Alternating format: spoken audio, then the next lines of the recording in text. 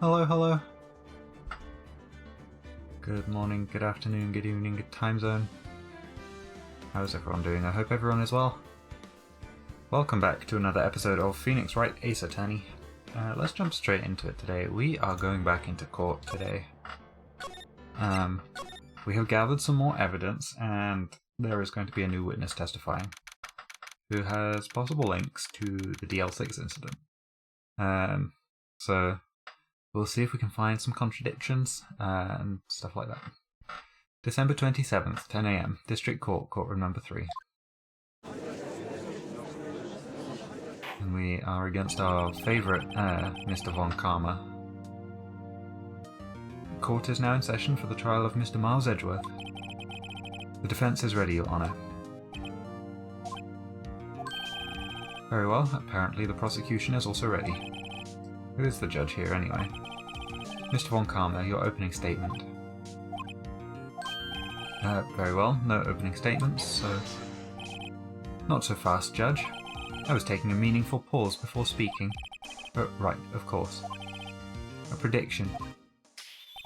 Today's trial will end 3 minutes from now.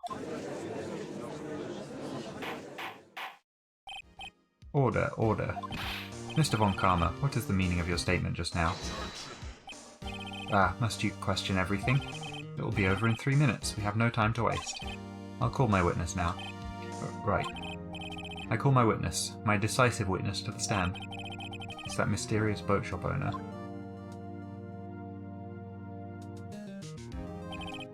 Witness, state your profession.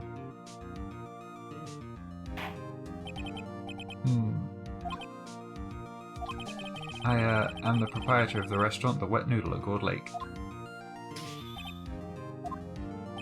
And I also rent boats. The night of the incident, you were in the boat rental shop, correct? Yep, I was. Please testify. Wait a second. We still haven't heard who this old guy is. Let's raise an objection. Wait a minute. The witness hasn't stated his name yet. Because I did not ask him, Mr. Wright. I have predicted this trial will end in 3 minutes. Stop asking trivial questions and cooperate. Yeah, right. The witness will state his name.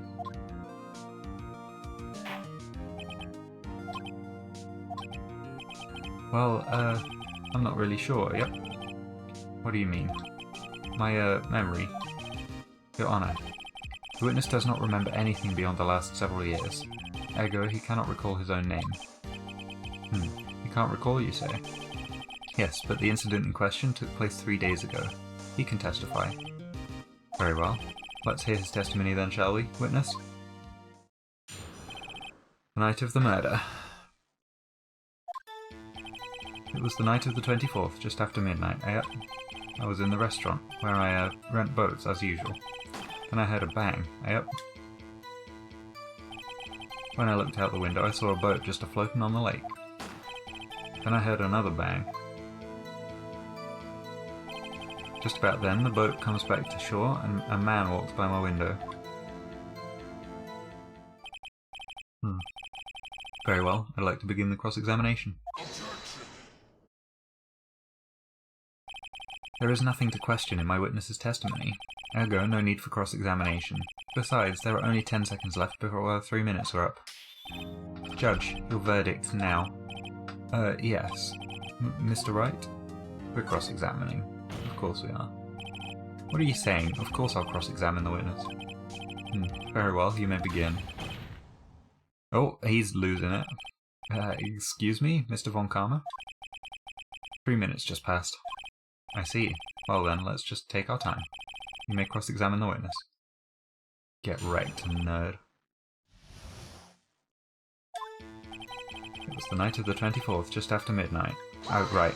Unless I get penalised for this, I'm going to press on everything. Just after midnight, you say? Yep, just around then. Are you sure? Pretty sure, yep. When I talked to you yesterday, you were rather vague about the time. I'm surprised you seem so sure about it today. I asked him and he remembered. Isn't that right? You instructed him what time it was and to remember, I'm assuming. Don't glare at me like that. I remembered it clearly, I did. Yep. You see? Continue. I was in the restaurant where I rent boats as usual. Is there anyone who can verify that? Well, I guess Polly could. That's not good enough for a court of law. Mr. Wright, exactly what's not good enough? Your Honour, this Polly is a parrot. A parrot? Don't be so hard on the girl, Keithy boy. Keith. The prosecution concedes that we cannot prove the witness was in the shop. Witness, please continue. And I heard a bang, yep. And where did the bang seem to come from? From the lake, I figure. Are you certain? Yep. Good. Continue. When I looked out the window, I saw a boat just afloating on the lake. Was there someone in the boat? It was pretty far out there, I couldn't see clearly. But I figured there were two men out there, yep. But you couldn't see them clearly. Yep, at the time, that is. At the time. Then I heard another bang. So you heard 2 gunshots total? Yep. That's what Lotta said in her testimony yesterday. Just about then, the boat comes back to shore and a man walks by my window. By your window? Yep, by my window, right outside the window of my little shack. And could you see the man's face? Well, fog was pretty darn thick, but he was right there in front of me. I saw him. This is a rather important detail. Please add it to your testimony.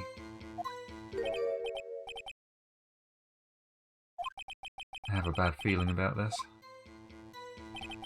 That man was the defendant. He was saying, I can't believe he's dead.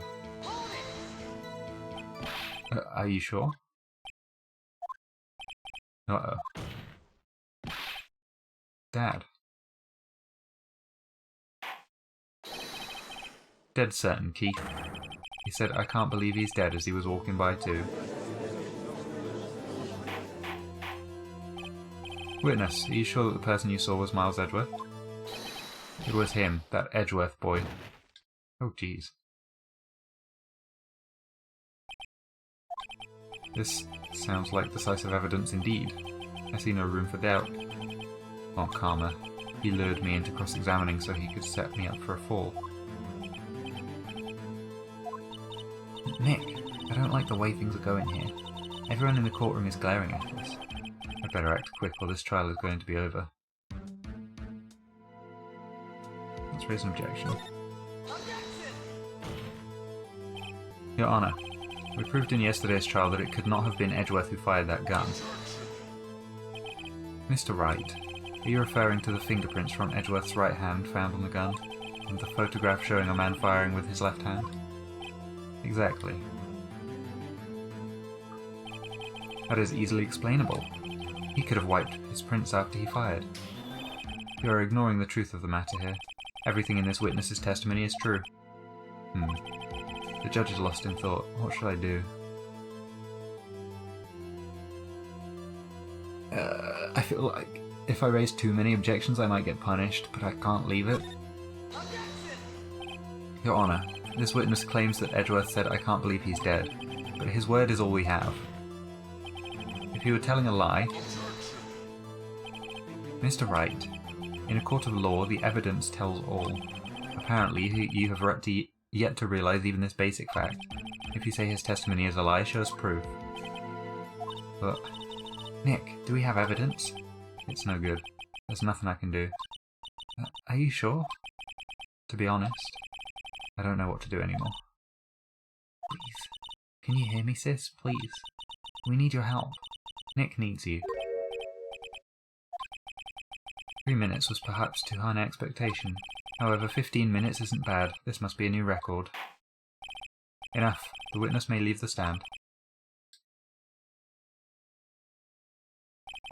This court sees no reason to further prolong the trial, nor is there any need for more time to decide the case against the defendant. This case is extremely clear. I see no room for misinterpretation of the facts.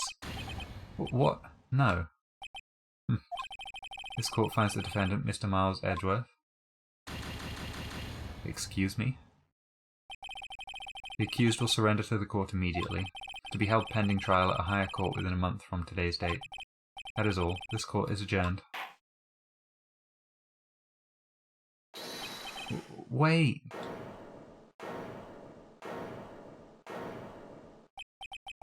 Who was that just now? Me, huh? Ah! Look, Larry, what are you doing here? Listen, you gotta listen to me. I was there in the park the night of the murder. I wasn't sure about it until just yesterday, but today I remembered it. Remembered what? The gunshot. I heard it too. Order. What is the meaning of this? The verdict has been decided. I call for an adjournment. One moment, Mr. Von Karma.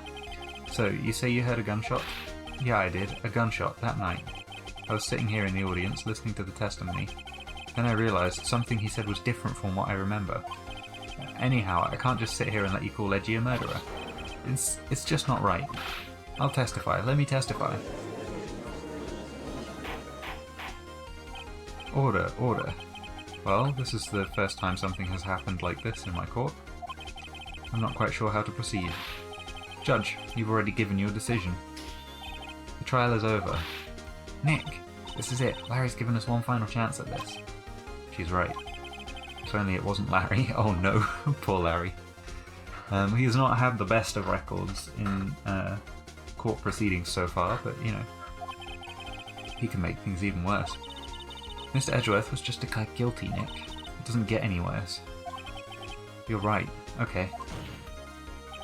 Your Honour, if there is another witness, it is our duty to hear him speak. Right here, right now. A waste of time. The verdict cannot be overturned. Allow me to speak my opinion. In all court proceedings, it is our duty to prevent an inaccurate verdict.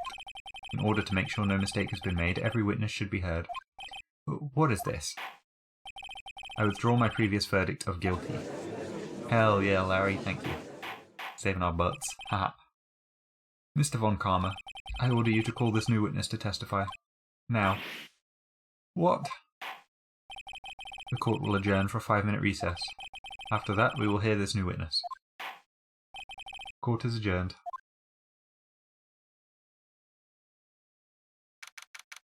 December 27th, 10:28 AM. District Court, Defendant Lobby Number 2. Oh, that was too close. Sorry to keep you on the edge of your seat like that, Edgeworth. I've seen worse. Yeah, right, Edgeworth. You're sweating bullets. I just wonder what Larry plans to say in there. Larry was at the lake that night? Yeah. He said he went looking for the steel samurai balloon that flew into the lake. Oh, right. And he found the balloon and the air tank that night? Yeah. Hey, Edgeworth. Huh? You say something, right? Yeah, a lot of things. You seem out of it. What's wrong? It's nothing. Mr. Edgeworth? There's something I've been meaning to ask you. What's that? Why are your fingerprints on the murder weapon? Oh.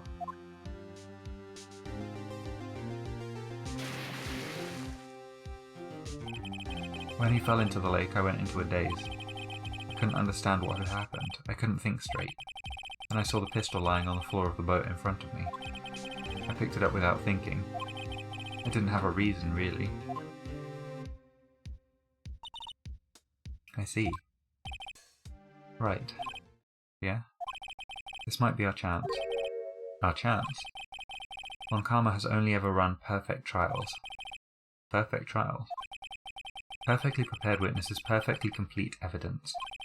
That's the secret to his success. This is the first time he's ever had to deal with something unexpected. He has to let someone he hasn't even talked to testify before the court. And that someone is Larry. What are you getting at? It's likely his testimony will be full of holes, right? That's right, Nick. No 10-minute trial this time. We'll milk this one for all it's worth. Hey, it was 15 minutes. 15. Everything's on Larry now. Not sure if that's a good place for everything to be, but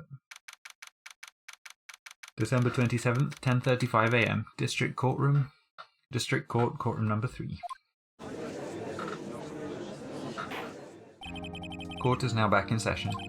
Witness, please testify to the court about everything that you saw on the night of December 24th. Right, leave it to me. Please, Larry, don't mess this one up. I hate to admit it, but you're our last chance. Ron Karma didn't even have time to prepare his witness. I just hope Edgeworth is right about this being our big break. The night of the murder. That night I was out in a boat on the lake. I was looking for something and I found it. So I quietly slipped the boat back in at the rental shop dock. Then, just as I was thinking about going home, I heard this bang. I looked out over the lake, but I didn't see a boat. So after I heard that single gunshot, I went home. That was an unusually vague testimony even for this court. In any case, Mr. Wright, you may begin your cross-examination. Yes, Your Honour. What's wrong, Nick? It's Larry. I have no idea what he's going to say if I press him. I'm a little scared. Well, we've come this far. There's no way to go but forward, Nick.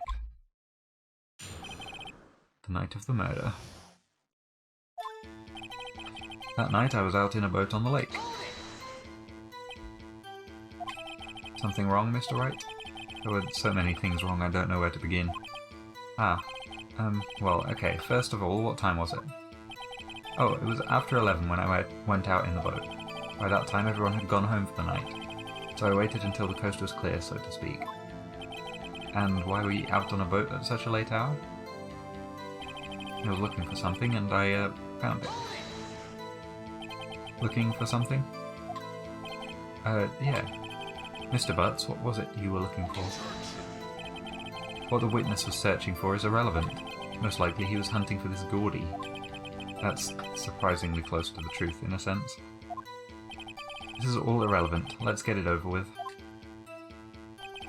So I quietly slipped the boat back in at the rental shop dock. Around what time was that? Well, let's see. I figure I was out searching for about an hour. I guess it was around 12, yeah. You're not sure? Hey, don't give me that face. I'm not some sort of human sundial, okay? People use watches these days, Larry. Oh no. Poor Larry.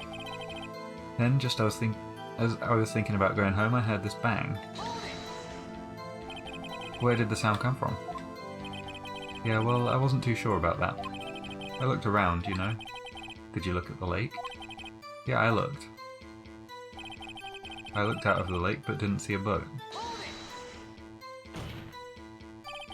Wasn't there a boat on the lake? Order, order. Well, Mr. Butts. Whoa, whoa. Everybody just calm down, okay? I mean, it was real foggy that night. I'm not sure whether there was a boat out there or not. Oh, okay, no problem. That's just the most important part of this case. So after I heard that single gunshot, I went home. So you only heard one bang, correct? Yeah. Huh. Well, Nick? It was a pretty wishy-washy testimony, wasn't it? I guess I should just start working on the contradictions. Sorry. I wish I could be more helpful. I wish I could call my sister. Okay, so there are contradictions in this one.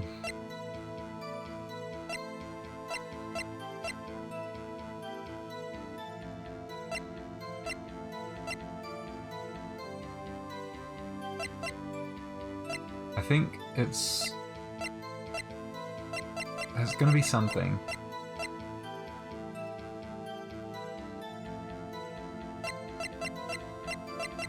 Let's present that on the one gunshot thing.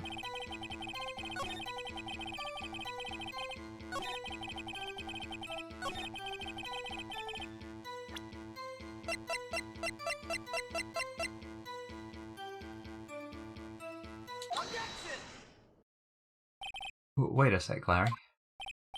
What? You only heard one bang? You're sure? That's what I said.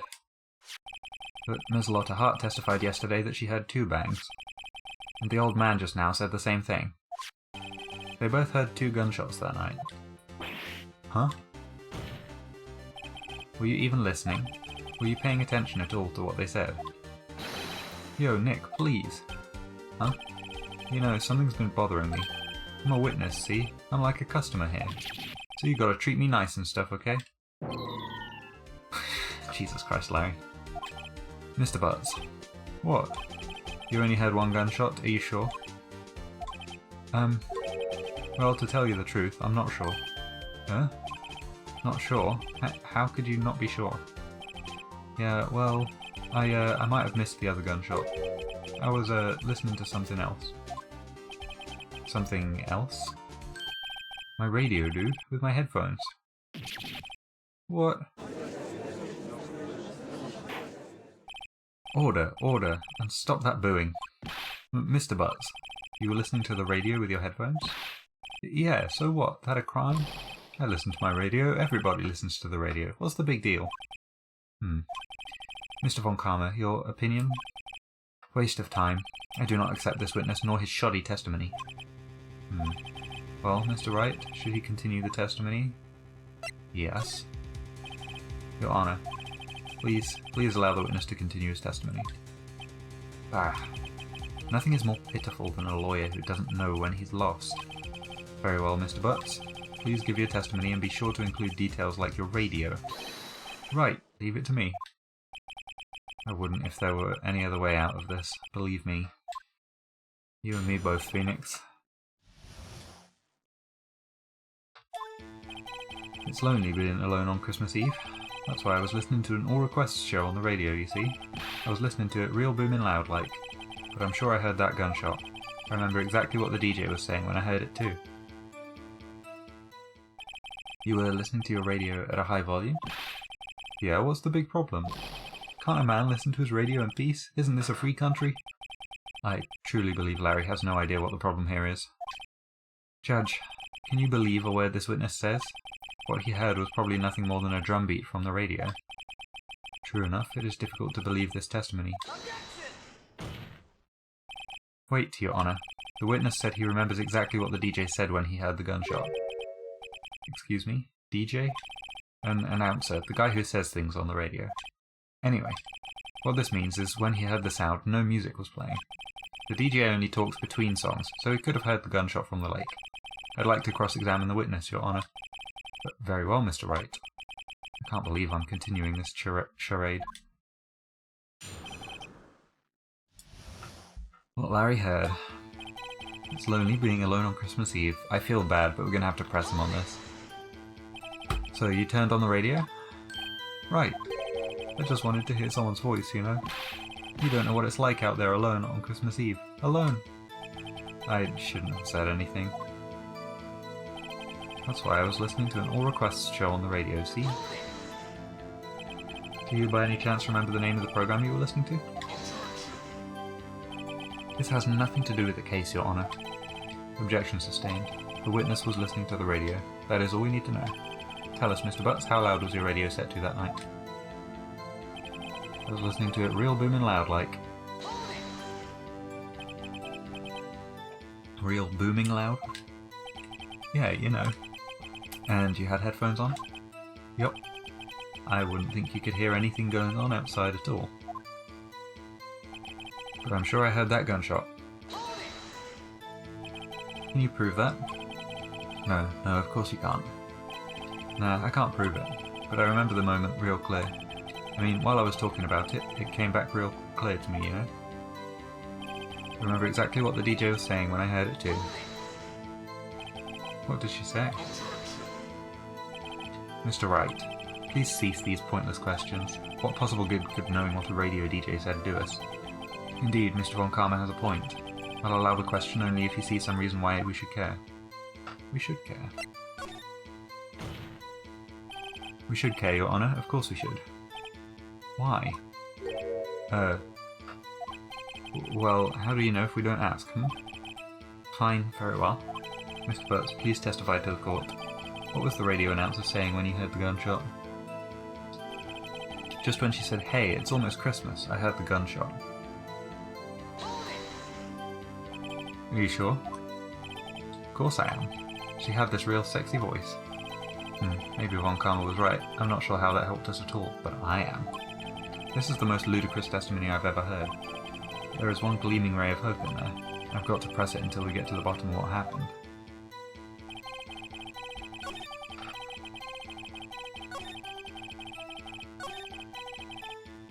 Let's go on here.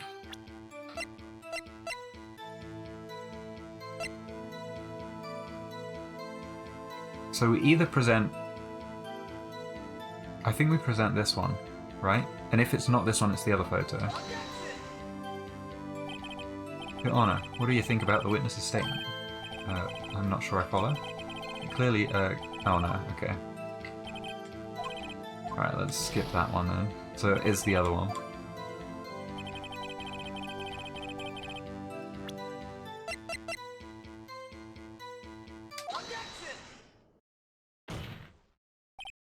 Larry, are you absolutely sure what you're saying is correct?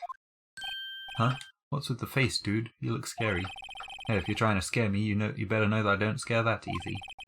Is something the matter, Mr. Wright? Your Honour, did you hear what the witness just said? The DJ said, "Hey, it's almost Christmas," when he heard the gunshot. Indeed, and? Almost Christmas means it wasn't Christmas. You realise what this means? When he heard the gunshot, it was still Christmas Eve. That would seem to be the case, yes. But he should have heard the gunshot after midnight. This photograph is irrefutable proof of this fact. Let's see what the time was on the photo taken when the gun triggered Miss Hart's camera. 12:25, 15 minutes past midnight on Christmas Day. This is a clear contradiction, Your Honour. Order, order. What does this mean? The two prior witnesses heard gunshots after midnight. However, this witness says he heard a gunshot before midnight. Judge, the answer is simple. The current witness is plainly mistaken. Just look at him. Suspicious. But what? Well, Mr. Wright, what do you think about Mr. Butts' claim he heard the gunshot before midnight? Larry's not mistaken, Your Honour. He heard that gunshot before midnight. Intriguing. I'm assuming you have evidence for this wild claim. Show me evidence there was a gunshot before midnight. This one. Look at this photograph. This was taken by a witness yesterday, Ms. Lotta Hart, with her automatic camera. The timestamp on the photo reads December 24th, 11:50 PM. Oh? But there's nothing on the lake in this picture. Your Honour, the real issue here is not why nothing is shown in this photograph. It is why this photograph exists at all. What do you mean? Your Honour, this photograph was taken by an automatic camera. That camera was set to go off in response to loud noises. Aha! Correct.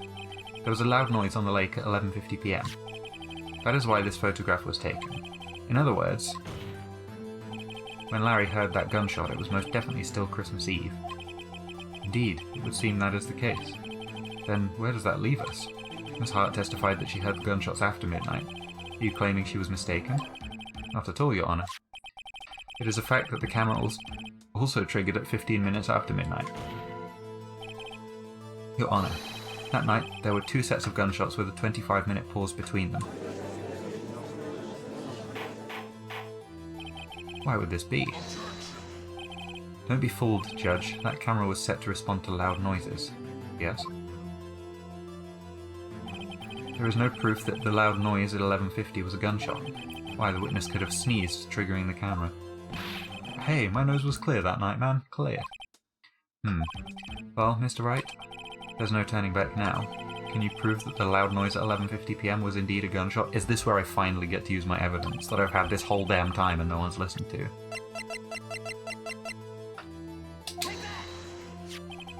This is my evidence. The murder weapon. Something about this pistol was bothering me, Your Honour. Both of the witnesses who testified yesterday heard two gunshots. However, the murder weapon was fired 3 times. When, then, was the last shot fired? Only now have I realised the truth. That third shot was the shot Larry heard just before midnight. Order, order. That would make sense of the evidence we've seen so far. However, this leaves me wondering exactly what did happen that night on the lake. Exactly. If this is true, there were 2 sets of gunshots separated by 25 minutes. One at 11:50, another one at 15 minutes after midnight. Why, I ask you, why? Uh-oh, I'd better think of something quick. Wait a second. Gunshots separated by 25 minutes. Ah! What's wrong, Nick? I have it. I have it. Huh? Remember the case with the Steel Samurai? Huh? Yeah, of course I remember. The murderer in this case had the same idea as the murderer in that case. What do you mean? Maya, yes? If we don't figure this out now, we'll never overturn Edgeworth's guilty verdict. I've got a hunch and I'm going to run with it. Right, I mean, is this safe? Safe? We've already gotten a guilty verdict. We have nothing to lose. You just watch and let me know if I say anything that sounds fishy, okay? Right, Nick. Your Honor. Yes, Mr. Wright? The testimony just now has cleared up this entire case. What do you mean, Mr. Wright? So, you've finally realised the truth? There can be no other murderer here than Miles Edgeworth himself. Wrong, Von Karma. A man was shot that night, but it wasn't Edgeworth who did the shooting. Listen, rookie. Take a deep breath and consider the facts. At the time of the murder, 1 boat was on the lake. This was shown by the witness's photograph. The defendant, Edgeworth, and the victim, Robert Hammond, were on that boat.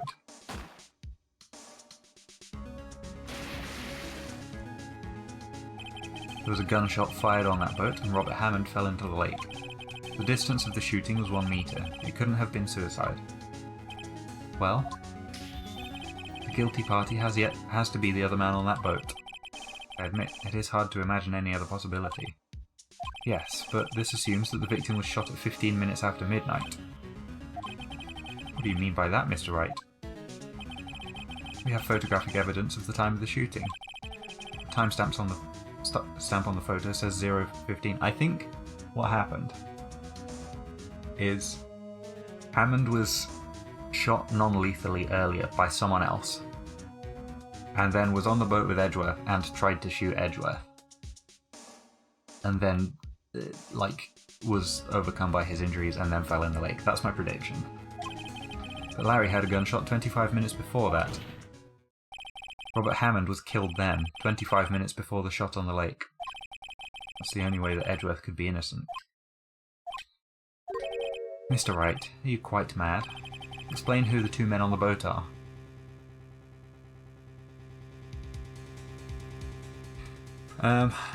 Let's quickly save. Although I think this might be an instance where Maya will catch us if we're incorrect.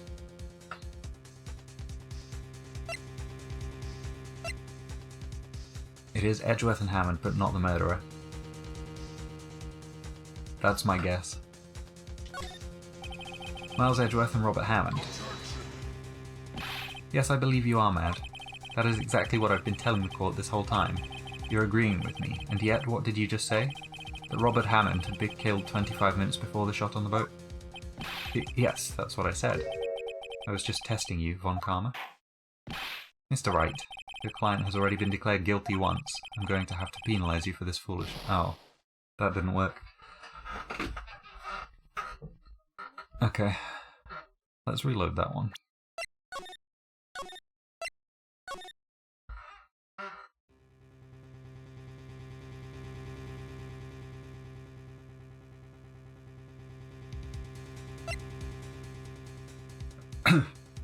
Let's try Edgeworth and the murderer. Oh, excuse me, slight frog in my throat, 1 second. Of course, it was Edgeworth and the murderer. After the murderer killed Robert Hammond at 11:50, he assumed the guise of Mr. Hammond and met Edgeworth.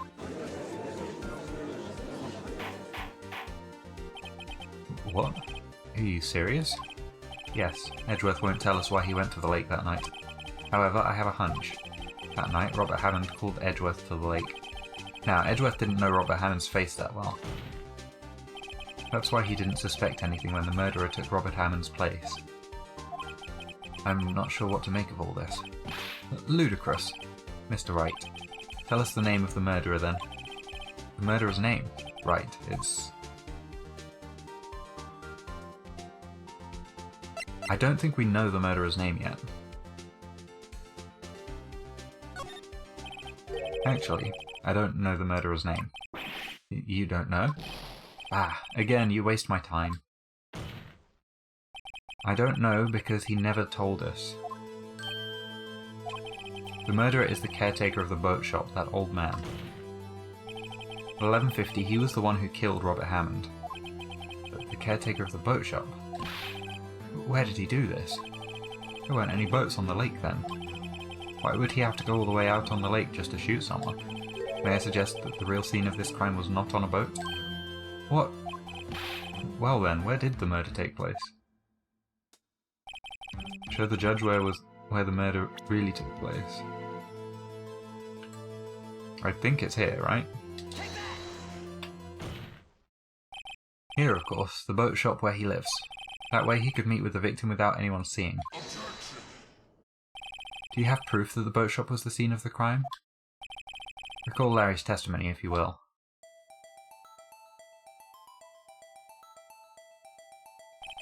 That night, he was out on the lake in a boat searching for something. He finds it and returns to the boat. Then, just as he's starting to head for home, he hears a gunshot. He heard a gunshot, Your Honor, even though he was wearing headphones at the time. In other words, the gunshot was very, very close by. And where would that be if he had just returned a boat? The boat shop. Mr. Wright, what happened that night on Gourd Lake? Please tell the court from the beginning. Yes, Your Honor. Nick, are you sure about this? Not really. But I think if I start at the very beginning, and I take it slow, I might just be able to figure this out. That night, the caretaker of the boat shop called Robert Hammond to his shop.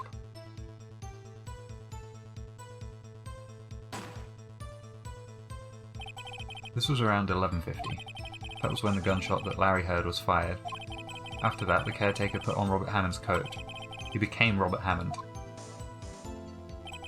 Then he got in the boat with Edgeworth and went out into the middle of the lake. And who fired the pistol on the boat, Mr. Wright? Boat shop caretaker. Of course, it was the murderer who shot the pistol. He shot twice, both missed Edgeworth on purpose. Wait a minute. Yes? Why would he shoot twice if he didn't mean to hit anyone? Details. Know this, Mr. Wright. The moment you run out of explanations is the moment you lose. Tell us why the murderer had to fire twice. To create a witness. I believe he shot twice to create a witness, Your Honor. Create a witness? The murderer lifts his pistol and fires one shot. That ensures that anyone who heard the shot would look at the lake. Indeed, Miss Hart did exactly that after hearing the first gunshot. Next, the murderer waits a bit and he fires again. Then, the murderer jumps from the boat himself, leaving the pistol in the boat behind him. I see. To someone looking from the edge of the lake, it would appear that one of the men on the boat had shot the other. The murderer didn't know about the automatic camera, of course. That's why he shot twice to draw attention to the boat. Once you realise that, everything else falls into place. The boat shop caretaker swam back to his shop. Then he put Mr. Hammond's wet coat back on the body, and threw the body into the lake. This is what happened, Your Honour. These are the events that transpired that night on Gourd Lake.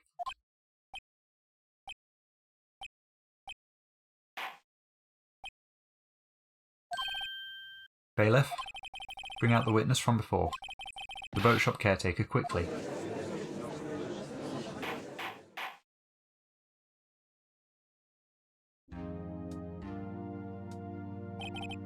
Very well. While we were waiting for the caretaker, I would like to ask the defendant, Miles Edgeworth, a few questions.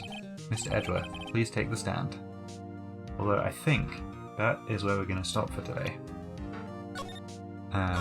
We will talk to Edgeworth on the stand in the next episode. But yeah, I think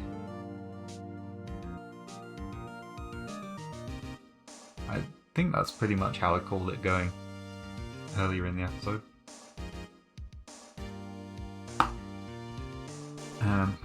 Oh, not quite. I thought it was like a slow acting gunshot wound or something. I didn't quite get it right, but I could have been further off. So yeah, we will see what happens with this next time. It feels like we're close to a breakthrough, if not the end of the case. There might be another day to the case. I'm not sure. We might have to get some more evidence. Who knows? Oh, excuse me. I'm sleepy apparently. Yeah, if we need to find more evidence, we'll find more evidence. But for now, that's going to be it. Thank you so much for watching, everyone. I really appreciate it. I hope you continue enjoying this series as much as I'm enjoying playing through. I'm having a really good time with this game. So yeah, I'm glad I'm playing it, and I will hopefully see you next time. Thanks for watching, everyone. Bye-bye.